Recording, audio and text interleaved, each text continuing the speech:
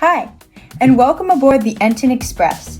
Today, we're diving into the incredible world of mitosis, the process that helps cells divide to create new cells, grow, and repair your body. To make our journey fun and easy to follow, we've planned exciting themed rest stops for each stage of mitosis.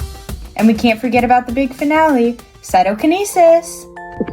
Here's a map of our journey. You'll see each stage is connected to its own unique world.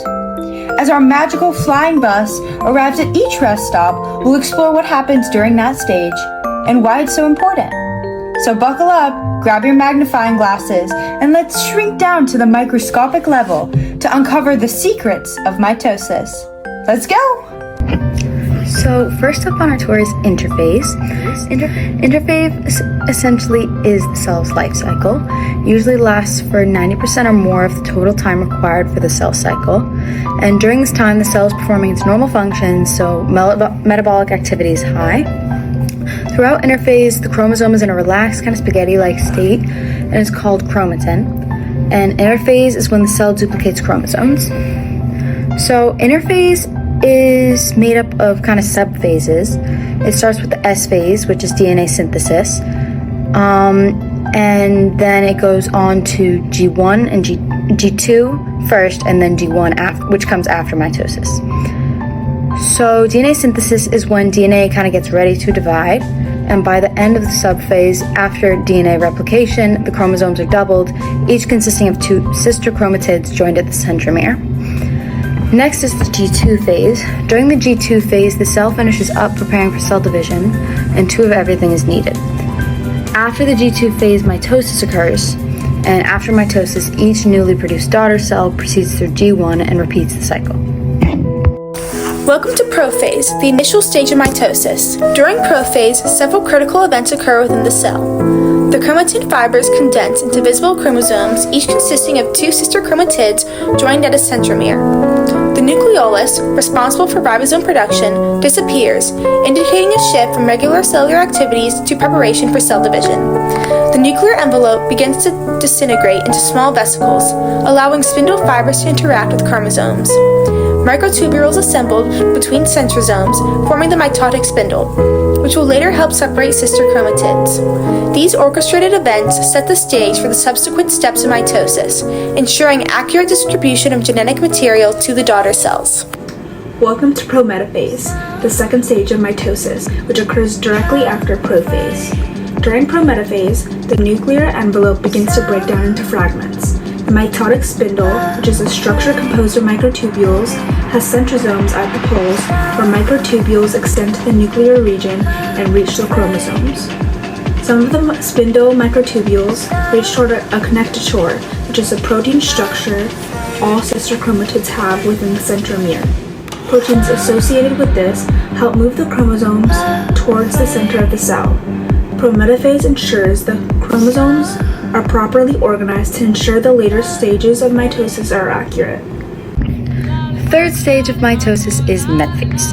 During metaphase, all of the cell's duplicated chromosomes are lined up in the middle of the cell between the two poles of the mitotic spindle. Poles are the opposite ends of the cell where the centrosomes are located, and mitotic spindles are kind of football-shaped structures composed of microtubule fibers and associated proteins. These ensure that chromosomes are accurately divided between the two daughter cells, and this alignment guarantees that the daughter cells receive identical sets of chromosomes. Spindle fibers are a part of the mitotic spindle and attached to the centromeres of the chromosomes. The primary role of spindle fibers is to guide the separation between the chromosomes into two sets of daughter chromosomes, and these fibers help in pulling the sister chromatids apart during the next phase of mitosis, which is anaphase. Welcome to anaphase. During anaphase, a critical stage of mitosis, the sister chromatids that were previously aligned at the metaphase plate are separated and pulled toward opposite poles of the cell. This separation ensures that each daughter cell will receive an identical set of chromosomes.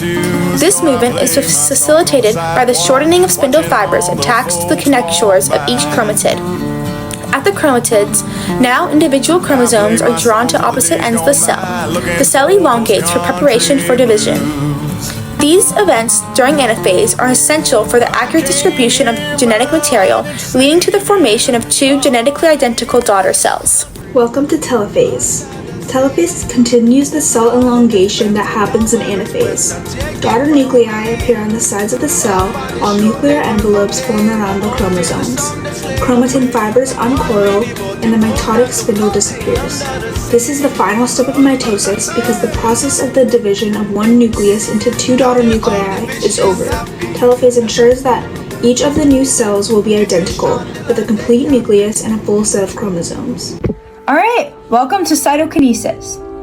Cytokinesis and mitosis both make up the meiotic phase. Both mitosis and cytokinesis overlap with an overlap of telophase and cytokinesis.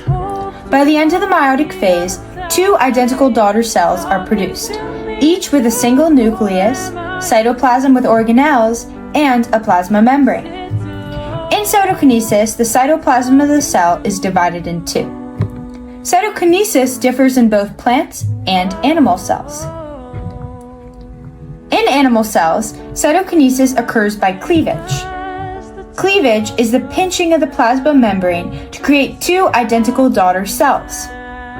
The presence of cleavage furrow is the first sign of cytokinesis. It can be identified as a shallow groove in the cell near the old metaphase plate, as shown here. At the site of the furrow, a ring of microfilaments composed of actin and myosin is present. When the actin and myosin in the ring interact, the ring begins to contract even more. This causes a deep cleavage furrow, forming the creation of two identical daughter cells.